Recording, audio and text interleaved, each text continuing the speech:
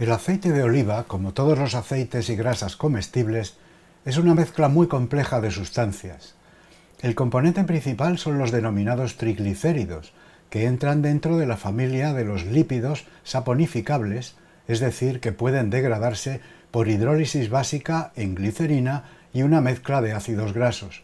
Por tanto, la estructura de un triglicérido tiene como base la glicerina o glicerol, cuyo nombre sistemático es el de 1,2,3-propanotriol. A cada uno de los alcoholes se une un ácido graso por esterificación, es decir, un ácido carboxílico de cadena larga, cuya estructura puede ser muy variada. Los ácidos grasos típicos de los aceites y grasas comestibles están resumidos en la tabla que te muestro. Según la Wikipedia, la composición de un aceite de oliva es variable con un 55 a 83% de ácido oleico, un 4 a un 21% de linoleico y un 8 a un 20% de palmítico, como ácidos grasos más importantes que esterifican a la glicerina. Nos enfrentamos entonces no a una sustancia única, sino a una complicada mezcla de triglicéridos en los que los tres elementos, oleico, linoleico y palmítico, los unimos de todas las formas combinadas posibles a la glicerina, de manera que la cantidad total de ácidos grasos cumpla con las proporciones que nos dice la Wikipedia. Pero vayamos al grano y veamos el espectro de protón de 80 MHz registrado en el espectrómetro Magritek de sobremesa. Como el aceite de oliva es líquido a temperatura ambiente, se puede introducir en el tubo de RMN directamente y registrarse puro, con lo que los tiempos de adquisición de datos se acortan muy sensiblemente. Pero como vemos, la calidad del espectro no es muy buena debido a la viscosidad de la muestra, que es elevada. Si agregamos un 25% de cloroformo, que contiene aproximadamente un 1% de etanol como estabilizante, la viscosidad disminuye y el espectro es de mucha mejor calidad. Identificamos entonces el cloroformo a 7,26 ppm, con sus satélites de carbono 13, y a 3,6 el cuartete del etanol, que lleva el cloroformo.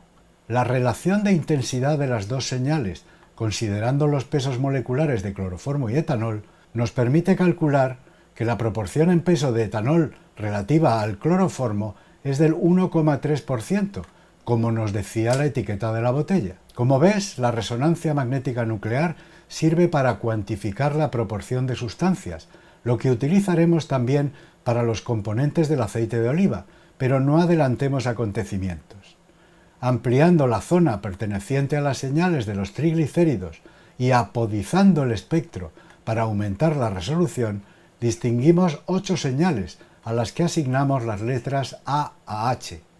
Al aumentar la resolución, descubrimos el triplete del etanol superpuesto con la señal más intensa G. Las señales A y B más desapantalladas deben corresponder a la glicerina por un lado, cuyos carbonos están unidos a grupos oxicarbonilo electronegativos, y por otro, a los dobles enlaces de los ácidos oleico y linoleico, que esterifican la glicerina. La señal B a 4,15 tiene una multiplicidad muy llamativa. Se trata de dos dobles dobletes con un efecto tejado considerable. Por tanto, corresponden a dos protones que están acoplados a otros dos, el de la izquierda, con unas constantes de 4,3 y 11,9 Hz, y el de la derecha con 5,8 y 11,9 Hz.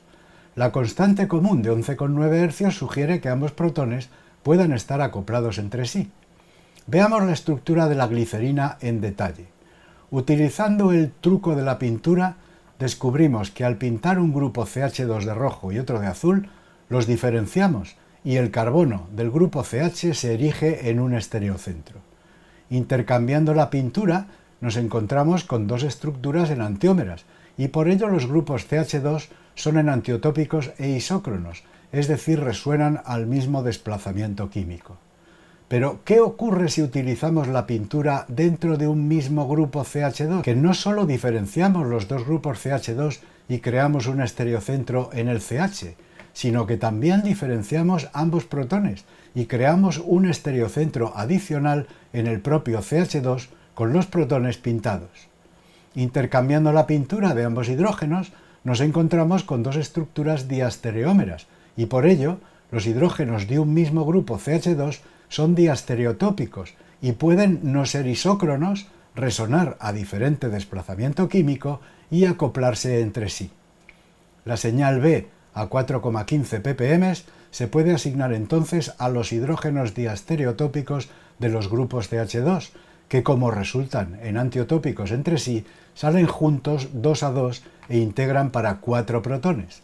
Los acoplamientos de 4,3 y 5,8 hercios los deben de mantener con el hidrógeno central de la glicerina, cuya señal debe aparecer muy desapantallada y con toda probabilidad cae debajo del multiplete grande A 5,25 ppm, cuyos máximos responsables deben ser los protones olefínicos de los ácidos oleico y linoleico. Por tanto, de la intensidad 6,82 mostrada por la señal A, una unidad corresponde al protón de la glicerina y 5,82 unidades a los olefínicos. La siguiente señal que se puede identificar es H, la más apantallada, a 0,8 ppm, que debe corresponder a los grupos metilo de los ácidos grasos, cualesquiera que sean. La señal se parece a un triplete, aunque muy distorsionado, probablemente porque, entre otras razones, los metilos de los diferentes ácidos grasos no tienen exactamente el mismo desplazamiento químico.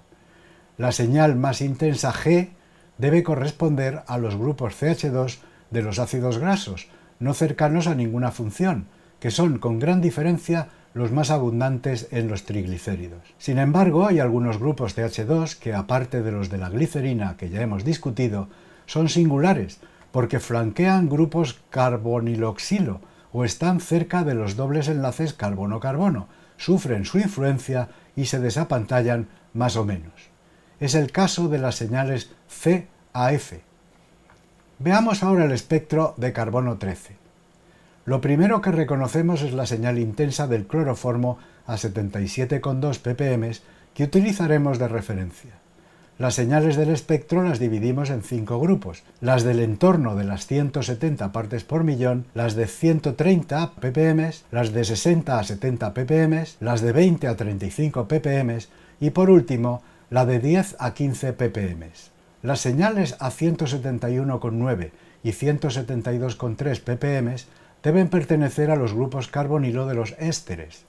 Suponiendo una molécula de triglicérido con los 3 ésteres idénticos, los 2 carbonilos de los extremos son enantiotópicos y deben aparecer al mismo desplazamiento, pero diferente del carbonilo del centro, que es heterotópico con respecto a los otros 2. Por tanto, es razonable que la intensidad de estas señales sea aproximadamente 2:1. El hecho de que los triglicéridos sean la mezcla compleja que te presenté antes no parece hacer diferencias suficientes que el espectrómetro no es capaz de resolver.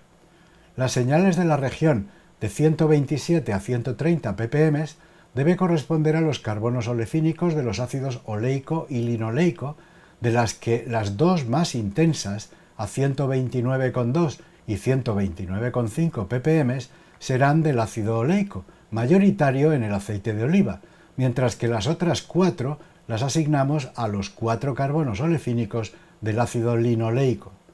Por su parte, las señales a 61,6 y 68,6 ppm deben pertenecer a la glicerina, porque el desplazamiento químico en el entorno de 60 a 70 partes por millón es típico de carbonos directamente unidos a oxígeno.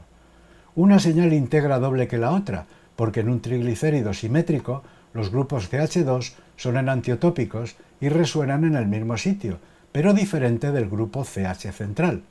Estrictamente hablando, los CH2 son solo enantiotópicos en los triglicéridos simétricos y por ello los denominaremos pseudoenantiotópicos a partir de ahora. La región entre 22 y 34 ppm es muy compleja y debe corresponder a los múltiples grupos CH2 de las cadenas largas de los ácidos grasos.